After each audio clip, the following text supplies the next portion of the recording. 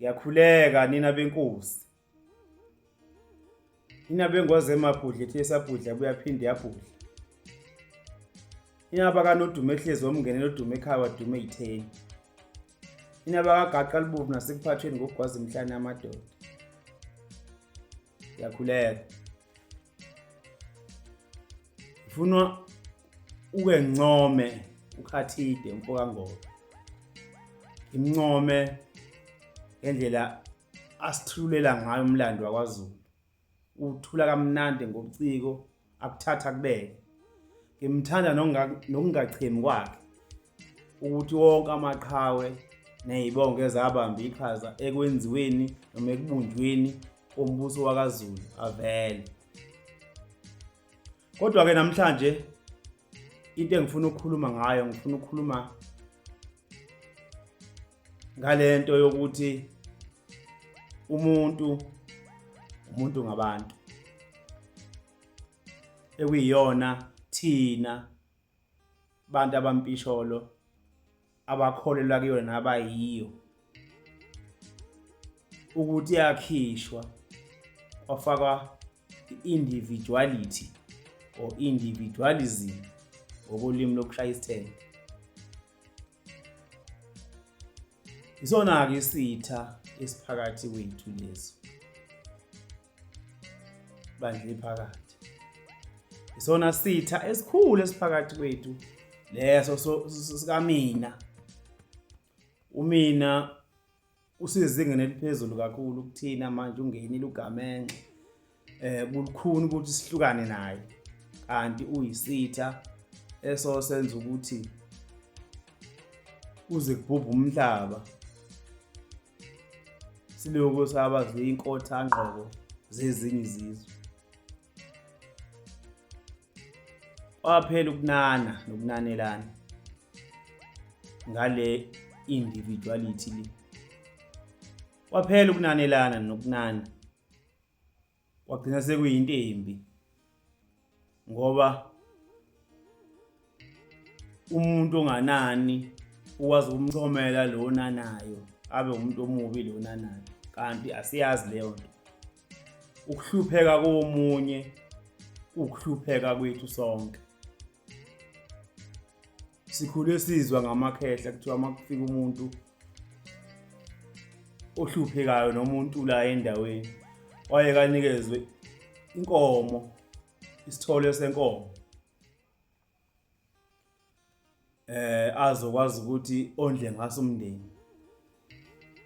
Mase zandile kuyikhani ke umuntu owemnikele isithole lesi abese yasithatha bese kuthi inzalo yalesithole bese isala iqhubekelene ukuze akwazi ukondla izingane zidla amasi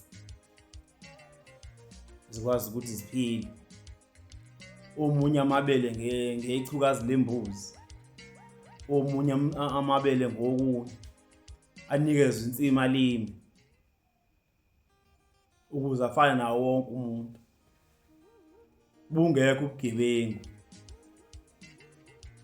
zingekho inswelaboya eziphila ngamagazi abanye abantu ngoba umuntu uyelekelela ukuthi naye abe umuntu ebantwini. Kwaphela ukunana akusananelwana sekuyihlazo ukunana. Umuntu onanayo kuze kuhlatshelelwe nangaye kuthi unana njalo sesomnanele ekudleni kwezinto. Kuneyingoma ezisho kanjalo ukuze ubone ukuthi ukunana kuyinto engasile. Kanti kwakuyona indlela yokuphilisana. Ngisho ingane yasemphakathini ibikhuliswa yiwona wonke umuntu, ingane yasemphakathini. Mawonile nje uzosha ubaba walapha ngaphesheya kwaSibisi, wena ubuye ingane yalapha ngaphesheya komfula yakaMajola noma yakaMthiyane. Kusho ukuthi ingane abantu abahonti angakayise bahoyise bonke, abantu abahonti angakanina bahonina bonke. Ayikho-ke ingane eyayingahloniphi yenze noma kanjani ngoba yayazi ukuthi igadwe umphakathi wonke. Ingane ikhuliswe umphakathi wonke. Manje lento ikamina yimbi kakhulu, yiyo le dala ukuthi soba zinkotha kugqoko kuze kubuye leyo ndoda. Bathi mabefika bezosinikeza abasitshela ukuthi kuphila noma ikona okuyosixhumanisa kahle nephakade lethu. Bafika nohlelo lokukholwa olungahlangene kwalona.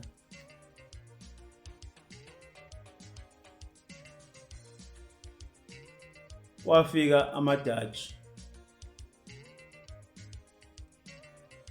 nesonto lawo, wafika amaRoma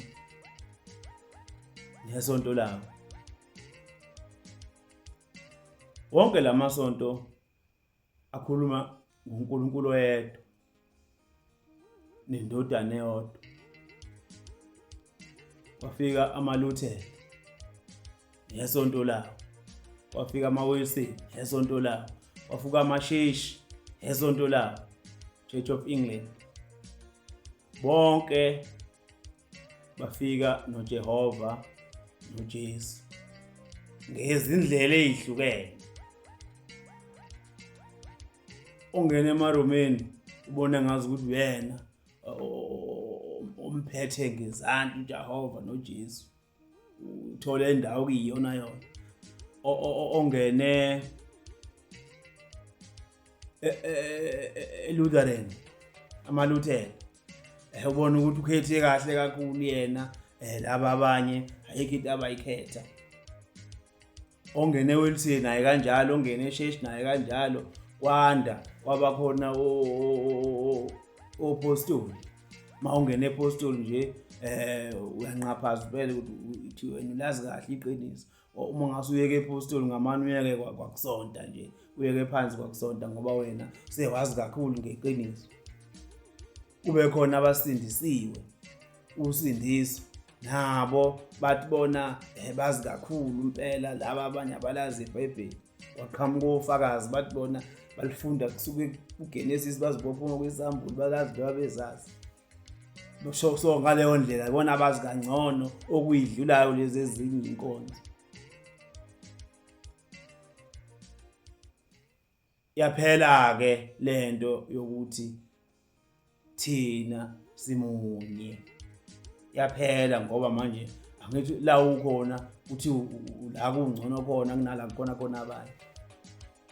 Nakwepolitiki futhi kwahamba kanjalo. Kwaba khona ukhongolose. Wazi ukuthi wona olwela abantu abamnyama. Waphuma iPAC ukhongolose. Yona iqhamuka nendlela ekhombisa ukuthi yehlukile kunendlela iANC esho ngayo. Baphuma abantu bashona ngakuyona. Sebehlakaniphile laba bakuPAC nalaba selekuANC. Waphuma iAzap. iAzap yaphuma nokunye okungafani naloko okushiwo iPAC, okuhlukile kukhongolose kwaphinde kwahlula kuPAC. Abamathathu. Waphuma iNkatha Freedom Party, nayo yaphuma iyasho okunye futhi nabanye futhi abazolandela bayelapha. Kwaphuma iUDM, kwaphuma uKhobu, kwaphuma iANC.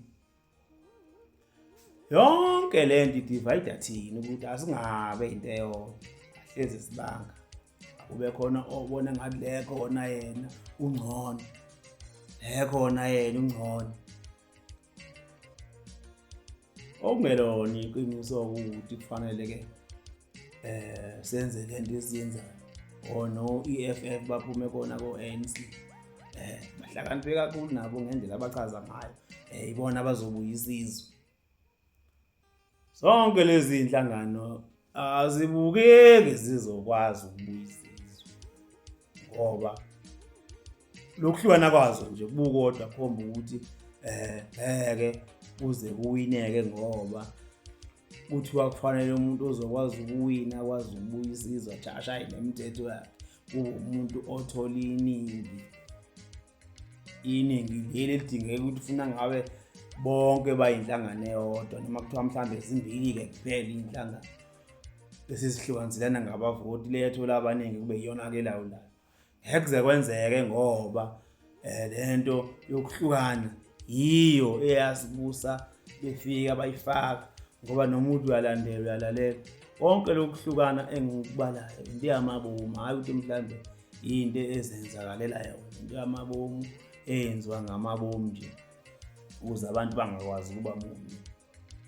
Kanti ubunye yibo obuza nesibusiso esingakwazi ukuthi noNkulunkulu wakho noma uNkulunkulu wena nibekelani khona akwazi ukunikeza isibusiso, anike namandla ukuthi bakwazi ukunilalela-ke laba abanilawulayo, nikwazi ukuba negama elizokwazi ukuthi nilisho banilalele, kuxoxiswane, kusetshenziswane. Kungabi khona abantu abohlezi besesayidini lokuyofesa, abanye besesayidini lokuba obazi kuze kuqwa lokuwa banjalo. Ngobani? Asifuni ukuhlangana, asifuni i-unity.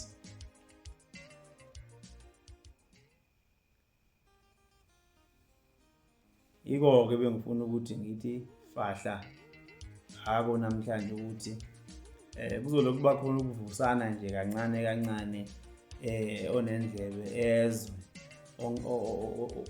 osabambelele futhi naye aqhubeka abambelele, ngoba phela mhlambe khona yena nakubo uyakugeyina ngale nhlakanhlaka esiyiyo nesenziwa saba yiyona. Mhlambe yena uyageyina ngeke sazi, kodwa kuhle ukuthi sihlale nje sivusane ukuthi uyabona yini ukuthi le nhlakanhlaka esithathe more than 500 years kwafika abantu abasilawulayo ayisizeli nalutho, ayizeli nalutho.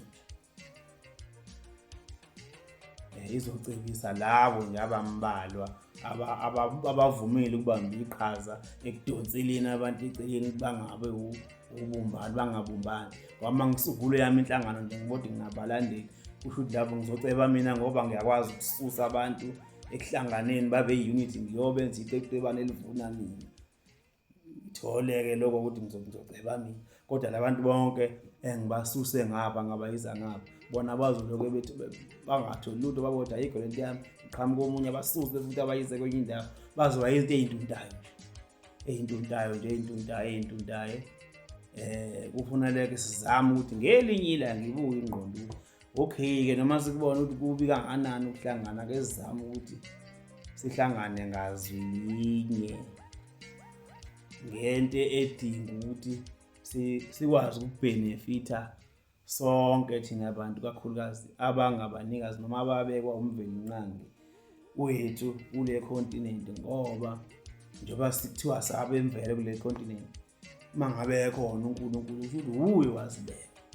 Akulula-ke ukuthi uNkulunkulu engakho umhlaba uhlukanise ngamakontinent, abeka abantu kuwona wonke amakontinent, bese kuba khona enye ikontinent azobeka izilima kuyona ekodinga ukuthi uqale kusuka abanye bayoyilawula, bayoyiphatha ukuze ikwazi ukuthi ithole ukuya ngasethu. Badalelwe nje bona ukuthi bophathwa abanye besuka kwenye indawo, babacabangele konke nje abakuphilayo kubo indlela ethandwa yilabaya abafika nabo bebekiwe uNkulunkulu wabo kule continent abakuyona.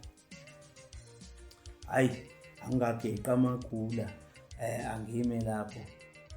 Siyabonga, sokubuye sihlangane ngokuzayo.